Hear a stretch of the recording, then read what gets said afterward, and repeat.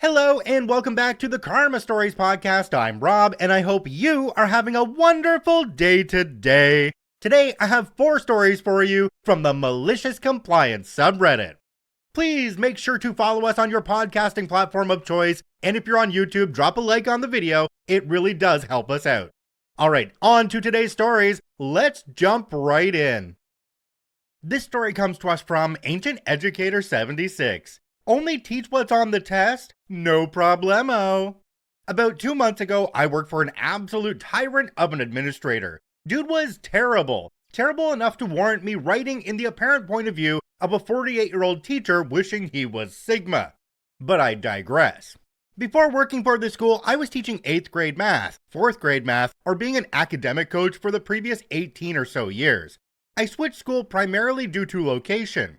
I found a school on the other side of the mountain I stare at nightly and figured it was a good match. Nope. This admin, we'll call him Poppin' Fresh, shut me down every step of the way. I entered school the middle of the year with very rough kids, and my first day training the academic coach for the school and district trained us up on this math, ELA, anything you want gaming program called Gimkit. I understand that Gimkit is an education in and of itself. It's simply a 5-minute tool to find out if kids know the content, and it engages the kids greatly. My first day with students, I saw their terrible behaviors. They ran 2 other teachers out of there evidently, so I decided it was going to take a little bit of grace to get them to listen to me. I showed them Gimkit. They had popped open their Chromebooks for no more than 30 seconds when TA, terrible admin Poppin' Fresh, came in and shut it down instantly. He never assesses the situation. He just sees kids on hokey-looking activities as he literally pops in the classroom, bouncing around like he's on something. Anyway, this happened all the time. I would instruct for no more than 8 minutes tops and walk around and help them with concepts the best I could. I would be walking around, he would pop in and tell me to change something, like clockwork.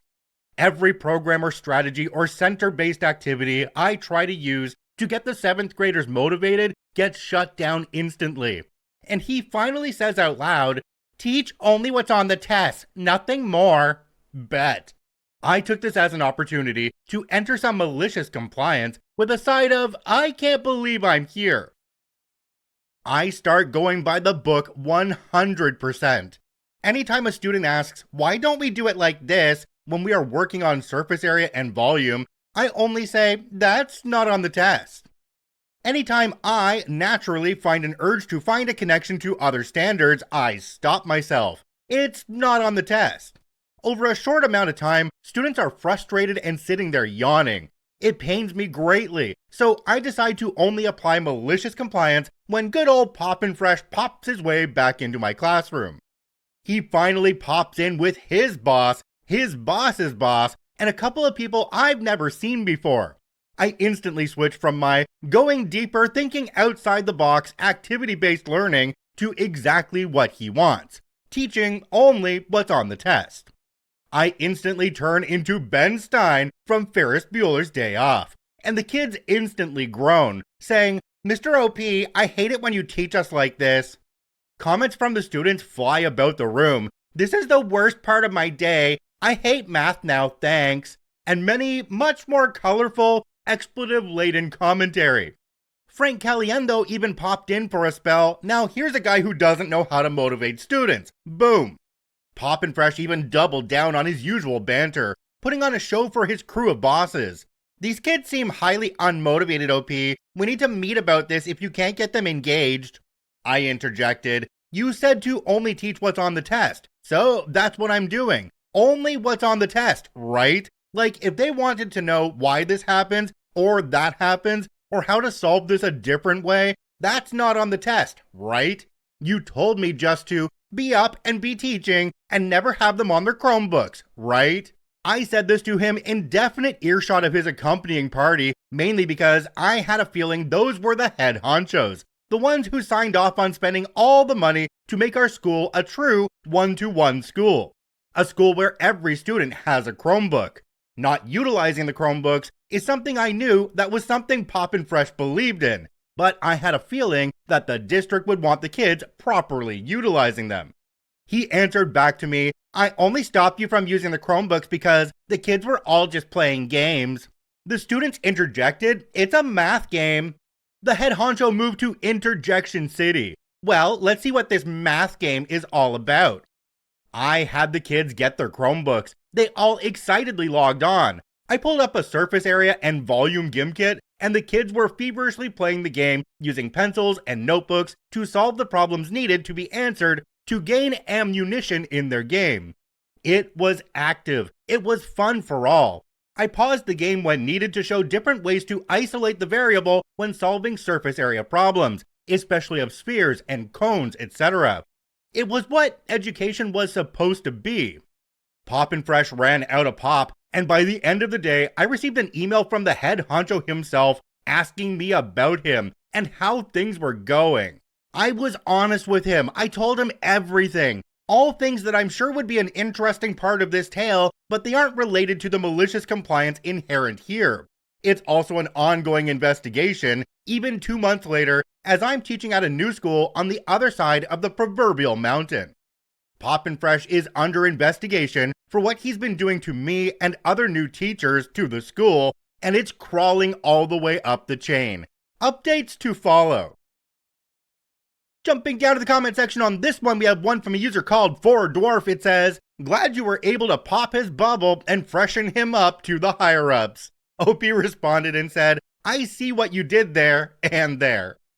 Another commenter down below called Eerie774IM said, "I have so many teacher friends who deal with this kind of effed up micromanaging. The admins want teachers to teach the test, so standardized test scores go up, making it look like the kids are learning the subject when they're just turning into parrots that squawk out answers without understanding the subject. It's teachers like OP who make learning enjoyable and become memorable and important parts of their students' lives." So in this case, it sounds like the students actually wanted to learn and they let that be known. This was actually a huge victory in the classroom, and we don't see this often enough because usually it's just a case of teach what you're told to teach and do it our way, or else you won't be teaching anymore. Well, OP, you've done the best thing you can do for these students. My hat's off to you. This story comes to us from Purple People Treater. Too lazy to do your job? I'll do it better and make more work for you in the process. When I was a lactation nurse almost a decade ago, I was only one of 2 who covered the whole hospital on nights. Only one of us was there on any given day, and we had to cover mother and baby and women's special care, pediatric special care, newborn ICU, and step down. Our unit director told us the nurse case managers who worked days were too busy to get home breast pumps for patients, even though durable medical equipment was 100% their responsibility and don't do any patient care. At the time, they only ordered pumps for patients that had to be separated from their babies or had some problem like low birth weight.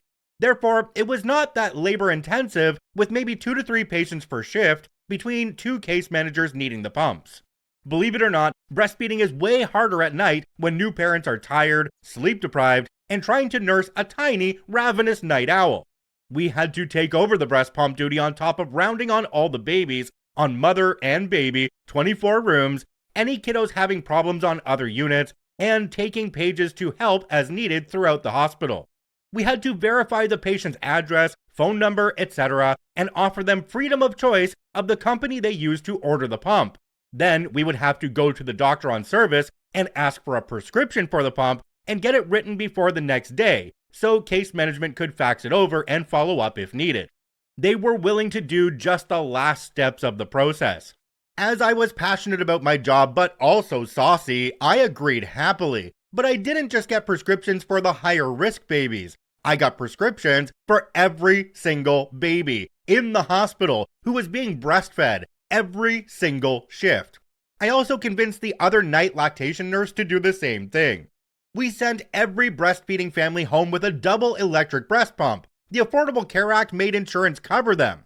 The RN case managers had dozens of scripts to fax and follow up on, and the docs and midwives got irritated with us, asking for 15 times more scripts than normal. However, no one could argue with my logic that all breastfeeding people deserve to have a pump that is covered by insurance, and that teaching on how to express milk and give them the tools to do it will increase breastfeeding rates and duration. This was a baby-friendly hospital, a designation that they had to work for to try to attract patients, so anyone who protested looked ridiculous. They eventually made it a standard of care that every breastfeeding family was offered a pump. Jumping down to the comment section on this one, there's one from a user called DBY0226. It says, "Good for you. I would not have been able to nurse my son in 1991 without my wonderful night shift nurse who cared about me being able to do it. Day shift didn't take the time to help me. Thank you for all you've done." Another commenter down below called KD Blasted said, "Love this and love and thank you. I'll never forget my lactation helper. Not sure of her title or her name because I was very out of it due to medication. I know she helped me get my baby latched on, and then sometime later I woke up from a groggy nap and she was still there, making sure I didn't drop my nursing baby in my sleep." Can we just do a shout out right here to all the nurses working in our healthcare system? The ones who really keep everything moving there. I mean, come on, we know you guys are the backbone of the system. And you've done a lot for us. You see a lot of people on their best days and a lot of people on their worst days, and I honestly don't know how you do it. So again, my hat's off to you. You guys are amazing and keep up what you do. This story comes to us from Think Trouble 9616. "You want to fire me? Oh, yes, please." I don't know if this is malicious compliance enough, but I like this sub too much, and I've never done anything remotely close before, so here it is. I joined a startup's AI team, which consisted of just 3 people including myself, with the other 2 being more senior. We spent about a year developing a product that was gaining traction with new clients. Then, everything changed when our CEO decided that regular team-based sprints, basically once-a-day check-ins, weren't effective enough.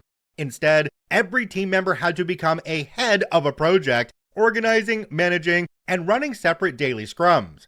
Typically, each of us was assigned to 4 to 6 different scrums, completely destroying any sensible resource planning. This was the breaking point for 2 senior members in my team, who promptly decided to quit. I tried to stick it out, but the CEO started giving me crap all of a sudden. I believe he was holding a grudge because I once didn't answer my phone at 6:29 p.m. when work ended at 6:30 p.m. I called him at 7, but apparently that wasn't enough.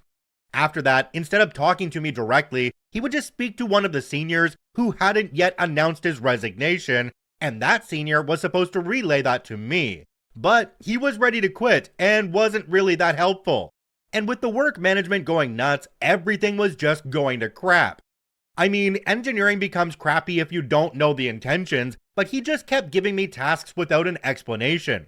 So I had a one-on-one with the CEO and asked him to tell me what he wants directly. This suggestion set him off. He implied that this isn't working out, clearly suggesting my time at the company was coming to an end. Knowing what I knew about our codebase being built in LangChain and runnables, notorious for their poor readability, and that, well, all of the members are quitting, well, I liked this sub too much to let this go. About a week after receiving this message, the 2 seniors quit. That was about a year ago. I now saw them putting out a news article, first PR they've done so far since I left. Yep, the entire project that we developed for about a year, gone, and replaced with something completely new and generic. Can't say I'm not happy seeing that product crumble. Jumping down to the comment section on this one, we have one from a user called Kiki How. It says, "Not that I wish harm on people, but sometimes it's nice to see something fail after you haven't been treated well." Another commenter down below called Blame the Punk said, "This isn't working out. Yeah, you're correct. You haven't the slightest idea what you're doing, and I'm glad I'm not gonna be on this sinking ship. Peace." Don't you love it when a boss comes in and decides that they need to micromanage every single little thing you do? It sounds like that's what happened here. And all that hard work that OP put in, well, they didn't get to see the result because the company was so badly ran that they decided to jump ship. OP, I don't blame you one bit, and I really do hope that you found another place to work at where the manager actually appreciates you for everything you do. This story comes to us from Solo Pilot 2497. He asked for a certain type of photo, so I sent him exactly what he asked for. A customer at work earlier this week left his number for me after we had a bit of flirty banter while I took his order. I'm not looking for anything at the moment, and he also looked quite a bit younger than I am. I generally get aged at about 10 to 15 years younger than I am. So I messaged him to be polite and to tell him that I'm actually this age. He says that doesn't matter. I don't hear from him for 24 hours and figure, okay, that's done. I finished work last night and see that I have a text from him. He's asking for saucy photos. So of course, I walk over to the sports bar and take a photo of the tray of sauces we have sitting there and send that to him. 24 hours later and no response. Gosh darn, such a loss. What on earth will I do with myself now? But I have loved laughing at the comments today. You guys, girls, aliens, etc. are all brilliant. Jumping down to the comment section on this one, we have one from a user called Diana Mistress. It says, I had someone ask for a photo of my, cat. So I sent him a photo of my cat. He said, no, your other one. So I sent him a picture of my other cat. He blocked me after that, but I was locked and loaded with a picture of my third cat.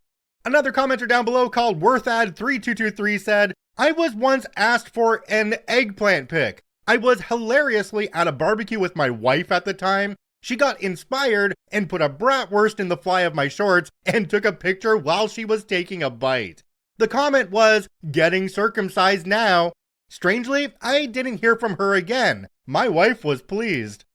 The funny thing to me on this one is I haven't been in the dating scene for about 20 years, so I don't really know how things go these days, but I can't imagine that being my opening line to somebody when I send them a message, because that just seems really forward. But in this case, I think it also lets you know what type of person that is. And if you don't like that type of person, you're free to just not respond, turn the other way, and run as fast as possible. So this person's just really showing you their personality. You can actually thank them for that, and so that you don't have to waste your time. If you enjoy daily Reddit stories, I encourage you to follow and add us to your favorites on whichever podcasting platform you enjoy the most. And if you're watching and listening on YouTube, please hit that subscribe button and drop a like on the video. It really helps us out. I thank you for watching and listening. I hope you have a wonderful day, and we'll see you tomorrow.